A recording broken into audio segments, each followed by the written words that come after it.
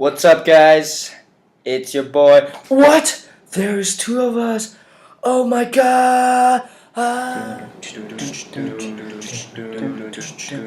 Business with the bros.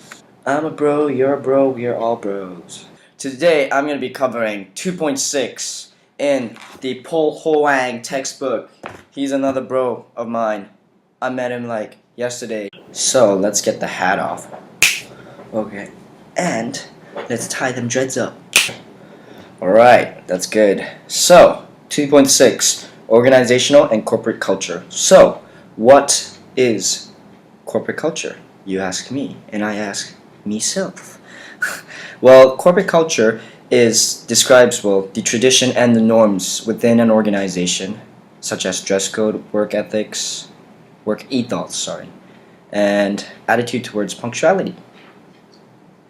That's a smile right there. Yo, bro! What? What is cultural intelligence or cultural quotient? Good question. Well, cultural intelligence or cultural quotient is the ability of an individual to blend into a corporate, occupational, and national cultures. Easy as that. I mean, of course, this then links back to the corporate cultures or organizational cultures that are suitable for the business and for the employees. And of course, as an employee, you would rather have a corporate culture that is suitable for your needs and that motivates you, empowers you to work even harder for the company or the organization. So now I'll be discussing about influences on organizational culture. And this can be seen from the acronym NORM.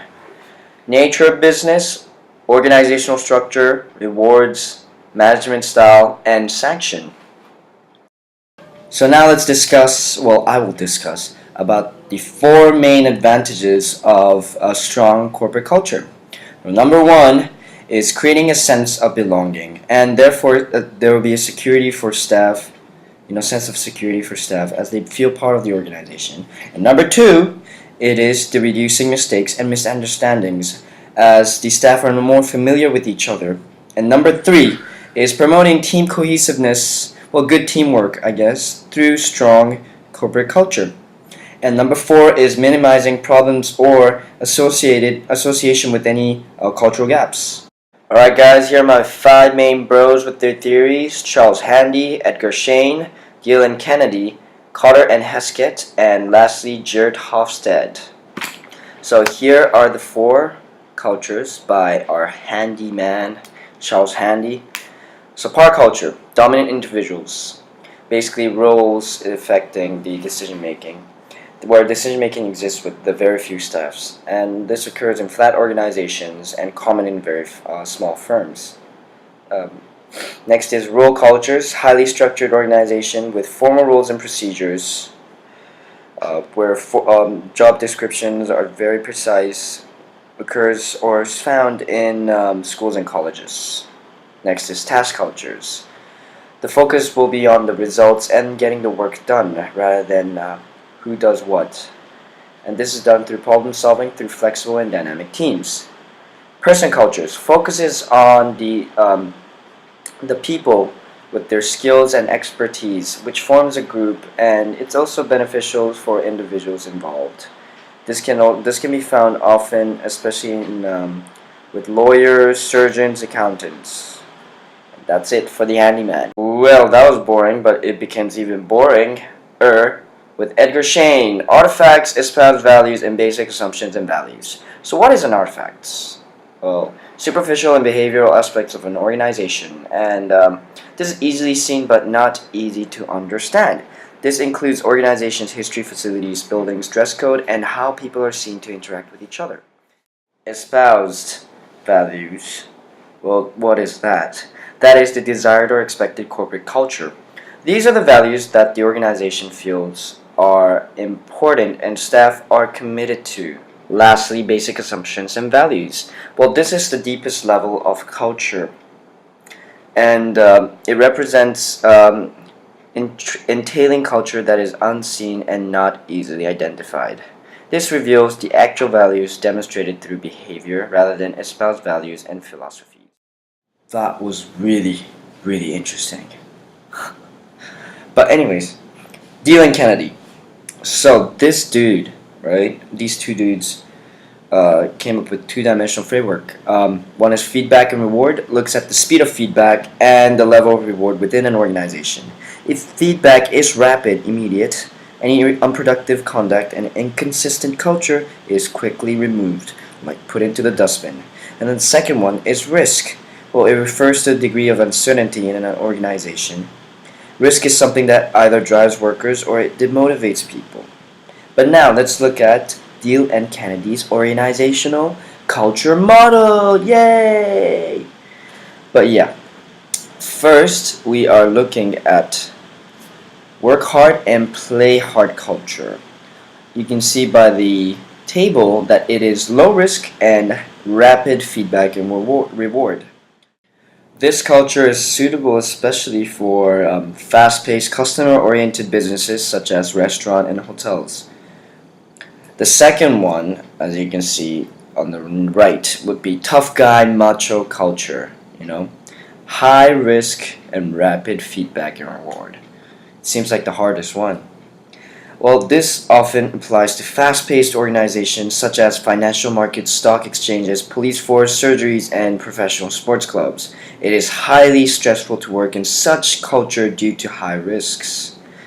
But now let's go easy and look at the process culture. Slow feedback and reward, low risk as well. So pretty much one of the best. Well, this exists in an organization where there is very, very slow, little or no feedback with low risks.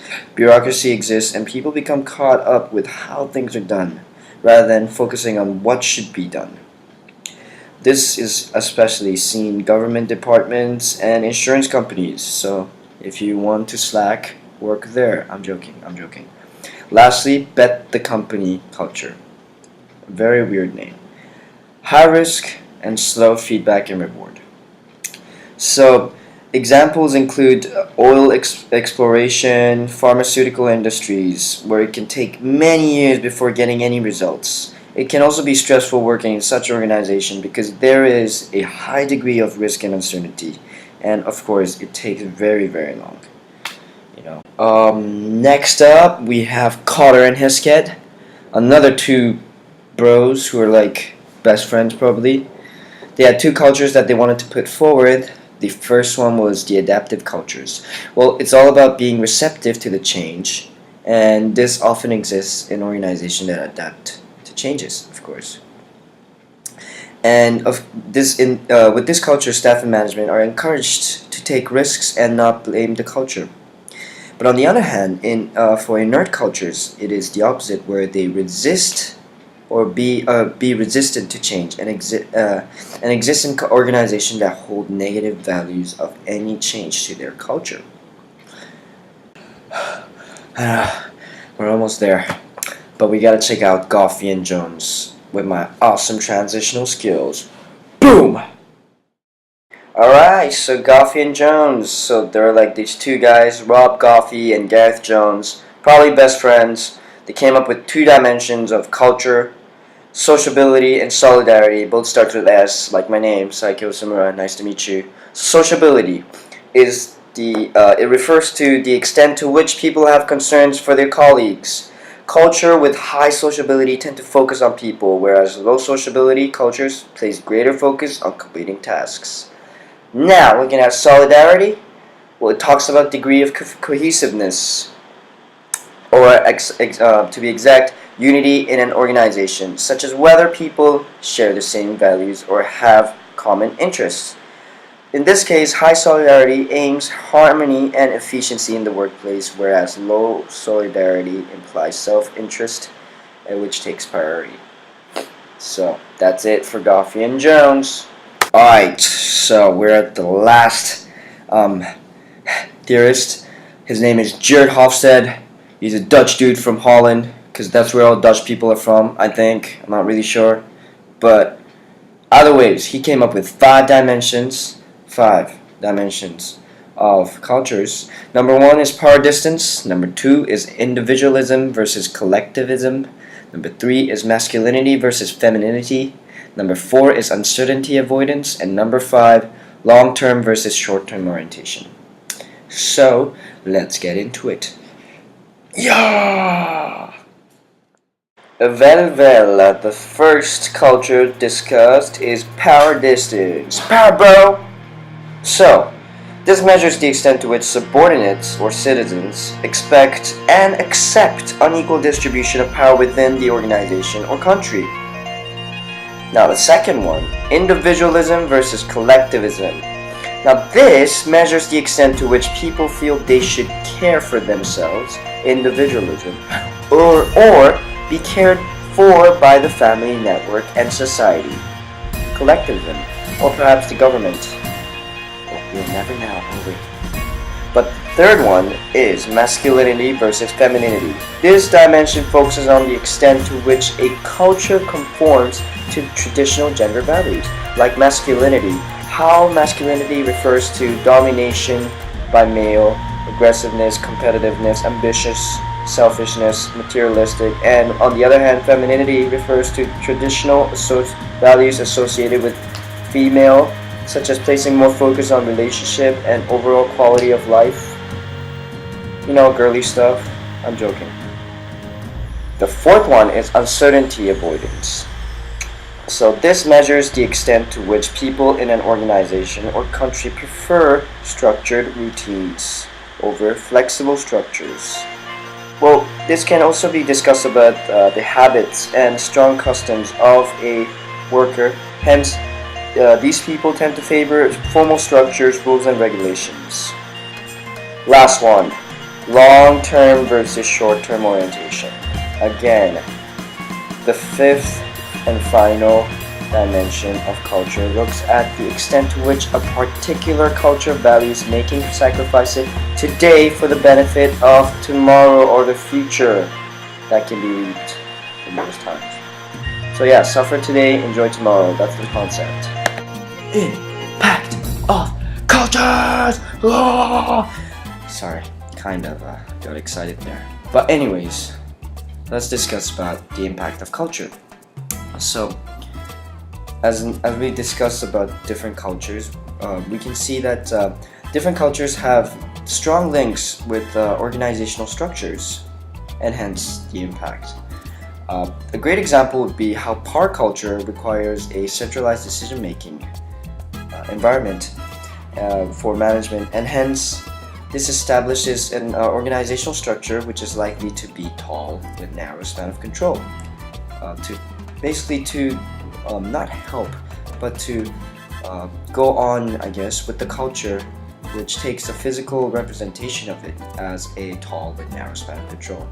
This can also be seen with innovative cultures, likely to be existing in flat organizational structure where empowerment often takes place. What? Culture clashes? What is that? Well, good thing you asked me a question. What is a culture clash? Culture clash occurs when there is a conflict between two or more cultures within an organization. This often occurs during merger or international cultural differences due to, companies expanding overseas, I guess. Changing corporate cultures, of course, is inevitable following takeover and merger, and this can be proved difficult for 4 reasons. 2 plus 2. Number 1, cost. Cost of implementing change may be very, very high, and of course, training costs, that's high. You don't want that. Number 2 is resistant to change, I guess, such as what I've discussed earlier. Workforce as staff are likely to resent changes to the culture as they're used to the old, culture that they already know. And number 3, that's Spanish for three. Public opinion, because everyone judges. No one wants that. No, I'm just joking. Perception of an organization, expected values can also hinder changes to organizational culture, and that is not good, is it? Lastly, national culture. National cultures may be so strong, right, super strong, like bodybuilder strength, that any attempts to change the way how things are done can cause resistance and resentment. We have come to the end of our journey of 2.6, organizational and corporate culture. Lastly, we shall discuss about organizational cultures and business strategies, as one wise man by the name of Edgar Schein has said that there are 4 noble paths in which we can achieve harmonious and positive corporate culture. Number 1, it is to develop a sense of history, to glorify the past success within an organization in order to create tradition in history and pride for the organization. Number 2, it is to create a sense of unity, fostering a culture of cooperative teamwork and mutual understanding. Number 3 is to promote a sense of value. Strong and positive culture will prevail with well-established system to reward and recognize the efforts of workers. Like me, I will reward myself with a bar of candy after this video. And lastly, number 4, to encourage a sense of responsibility. Staff need to know or feel dedicated and responsible for their work. As Peter Parker's father once said, with great power comes great responsibility. And we all know that deep down in our hearts. It has been a pleasure to learn 2.6 organizational and corporate structure. This is where I sign off. I, your bro, Saiki Osamura. Peace.